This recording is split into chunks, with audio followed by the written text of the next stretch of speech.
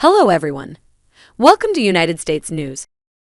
Zawahiri death settles another 9/11 score and hands Biden a political win for a few hours, America's first war of the 21st century.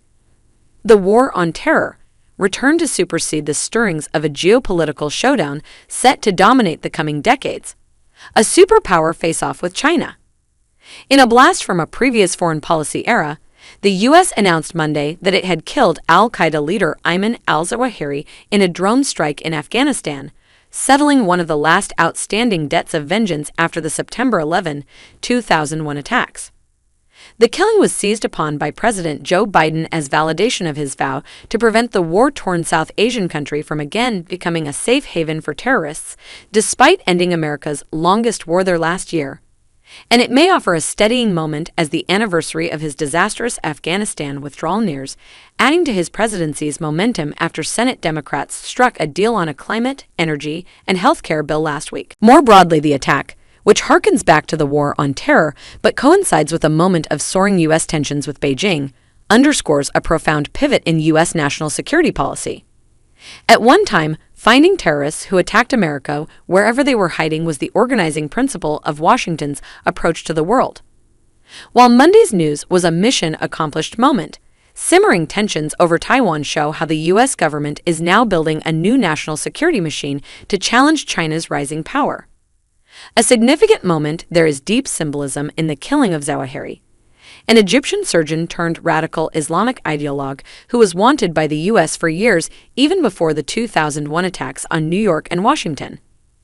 Zawahiri was indicted by the FBI for his alleged role in the bombing of U.S. embassies in Kenya and Tanzania in 1998, which heralded a new age of al-Qaeda terrorism directed against Americans. He had a key role in the bombing of the USS Cole in Yemen in 2000.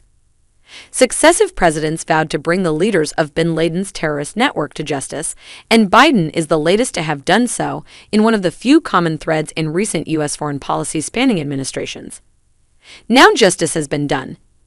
This terrorist leader is no more, the president said, addressing the nation from his COVID-19 isolation on a balcony overlooking the South Lawn of the White House on Monday evening. Close dialogue. One, understand American politics. If Zawahiri lacked the charisma and mobilizing power of bin Laden, killed in a daring U.S. Navy SEAL raid in Pakistan in 2011, his influence and organization of al-Qaeda resulted in huge damage to the U.S. His demise validates American vows to pursue its enemies to the end of the earth.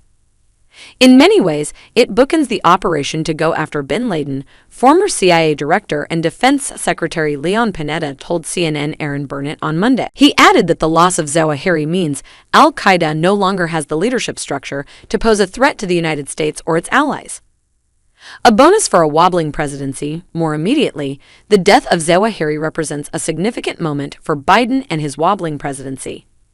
It may go some way to purge painful memories of the chaotic U.S. withdrawal from Afghanistan a year ago. It may help the administration recast what are likely to be damning anniversary reviews of that foreign policy failure later this month. And more importantly, the strike backs up Biden's claim to be able to target U.S. enemies in Afghanistan from over the horizon. Part of his argument that America no longer needs to maintain large land armies on foreign battlefields.